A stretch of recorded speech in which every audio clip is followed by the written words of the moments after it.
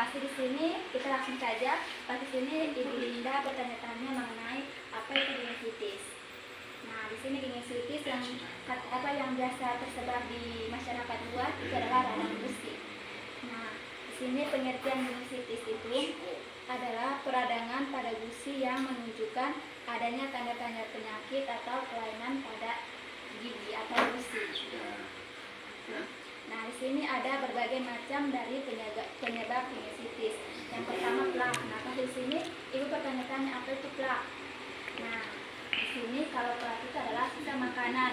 Jika kalau setelah makan kita tidak menyikat gigi, maka pasti akan adanya sisa-sisa makanan yang merengket pada gigi. Nah, jika kita tidak membersihkan dan terus menumpuk, nah akan menjadi yang namanya plak.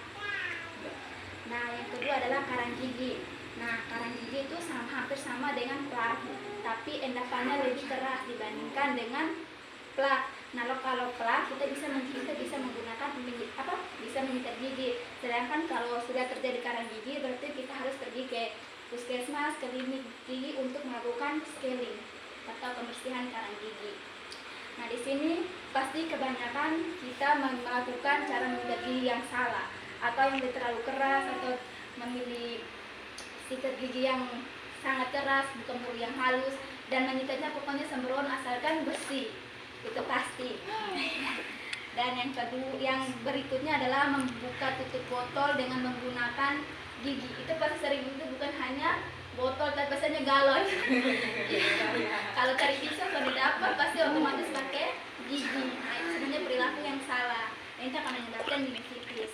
Yang kedua adalah sejarah keluarga, dan dari yang saya sebutkan itu ada 98% dari penyebab yang tadi saya jelaskan, dan 2%-nya cuma dari sejarah keluarga. Apakah sampai di sini Ibu paham? Apakah Ibu mau bertanya?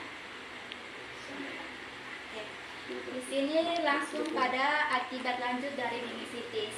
Nah, akibat lanjut dari gingivitis itu yang pertama bau mulut. Kalau gingivitis ada dalam rongga mulut, otomatis kalau kita omong dengan teman atau tetangga itu pasti akan adanya bau mulut. Pastikan son enak tuh, apalagi kalau kita omong dengan teman, atau untuk apalagi kalau kita ibu-ibu dulu kalau gosip gosip begini baru tak tuju kayak ibu muka sulain itu berarti son enak terus kita rasa.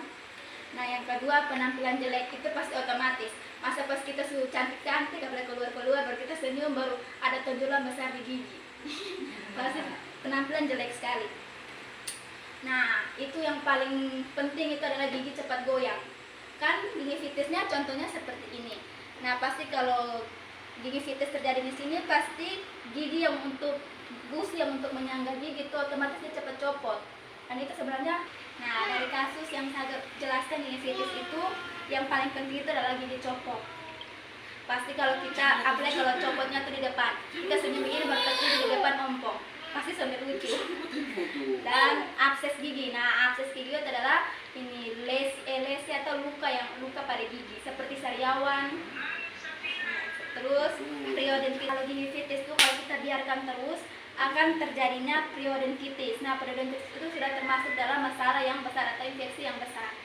Oke, jadi tapi gingivitis itu sering terjadinya di ibu-ibu dan ibu-ibu hamil. Itu sering terjadi karena sering mengabaikan cara menjaga kesehatan gigi dan mulut yang benar. Nah, di sini kita langsung saja pada cara pencegahan gingivitis. Yang pertama, menyikat gigi 2 kali sehari.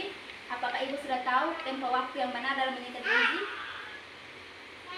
Coba Ibu. Oh, belum. Nah, di sini tempo yang benar itu setelah sarapan dan malam sebelum tidur. Itu tapi kalau kita di sini sering pas waktu mandi saja.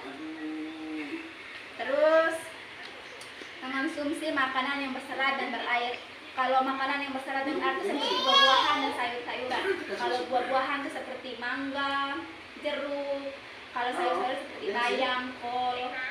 Terus mengontrol gigi ke dokter gigi. Nah, di sini kan ibunya ibu, jadi kalau mengontrol giginya tuh 6 bulan sekali. Kalau untuk anak bisa 3 bulan sekali. Tapi itu tidak menutup kemungkinan jika ibu ada keluhan dalam rongga mulut bisa periksa yang saat ibu mengalaminya. Terus menggunakan benang gigi dengan benar. Nah, pasti kita di sini jarang sekali menggunakan akan menanggih. Apa lagi sudah? Jadi Nanti. biasa. Belum. Jangan membuka suatu yang keras dengan menggunakan mulut seperti yang tadi saya jelaskan dari awal, seperti galon. Kita akan menyebabkan hepatitis. Nah, baik, sekian dari penjelasan saya. Apakah Ibu ada pertanyaan dari Ibu? Tidak. Jadi sama-sama kita atau langsung ke santet? Mana-mana. Nah, kalau Ibu sendiri ada pertanyaan, saya akan mengasih saran apa yang tadi saya jelaskan. Semoga Ibu terapkan dalam kehidupan sehari-hari sehingga meningitis di NTT, apalagi sekarang tuh untuk masalah kesehatan gigi dan mulut di NTT sangat banyak, dan semoga dengan penyuluhan kali ini bisa berkurang sedikit demi sedikit. Sekian dan terima kasih.